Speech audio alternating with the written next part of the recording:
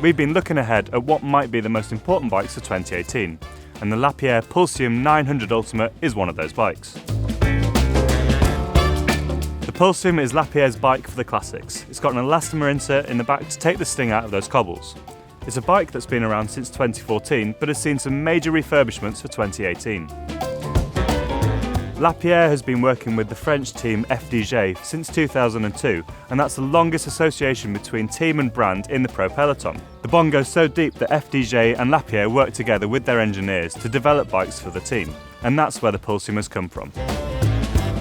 Originally, the Pulsium's elastomer insert was made of 3 different parts, but this has been simplified for 2018 and it's a single bit of elastomer. The reason why they've been able to do this is developments in both tyre technology and carbon layup.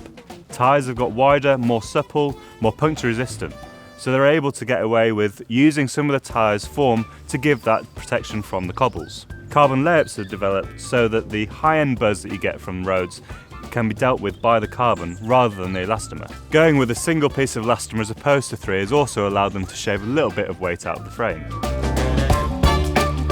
In addition to the work that Lapierre have done to the back end of the bike, they claim that they've re-engineered the BB to give 40% extra stiffness down there, and there's an extra 20% of stiffness at the front end as well. They've also re-engineered the shape and the form of the bike to mimic the Zelius race bike. But that's not where the engineering geekery stops. Most Di2 bikes have the battery located just under the seat post, but Lapierre have developed a little trapdoor at the bottom of the BB into which you put the battery. They say that this lowers the weight of the bike, the centre of mass, which makes it easier to ride. You know, if you're sprinting out the saddle, the weight's lowered down so it's less affected when the bike's swinging side to side. Can any normal person notice this? I'm not quite so sure, but maybe if you're racing right at the top end, if you are in the pro peloton, maybe this makes that little bit of difference. Geometry-wise, this is definitely a race bike, although it's not super aggressive. It's a little bit taller at the front end, maybe a touch shorter as well, and this is ideal for long endurance rides or when you're going on those rough roads. I mean, this is built for the classics. What this means is that if you're an endurance racer or maybe you're looking for a top-end sportive bike, this could be a good option.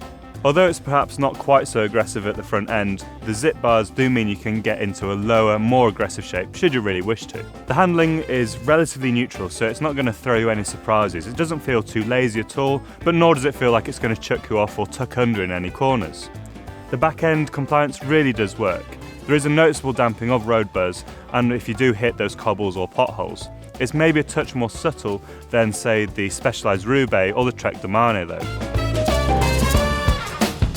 Those bikes would be the Pulsium's natural competitors, but at this top-end spec, the Lapierre is considerably cheaper. You're looking at around £1,500 to £2,000 cheaper than the equivalent spec bikes from Trek and Specialized. The price differences aren't quite so pronounced at the lower end, but the bike does start with a carbon frame, Shimano wheels and a 105 group set for a relatively reasonable price. There are also disc versions available. So if you are looking for a super high-end sportive bike or perhaps an endurance bike with a little bit of give at the back end that you can buy from your local bike shop, the Lapierre Pulsium could be the bike for you, and that's why it's one of our key bikes for 2018.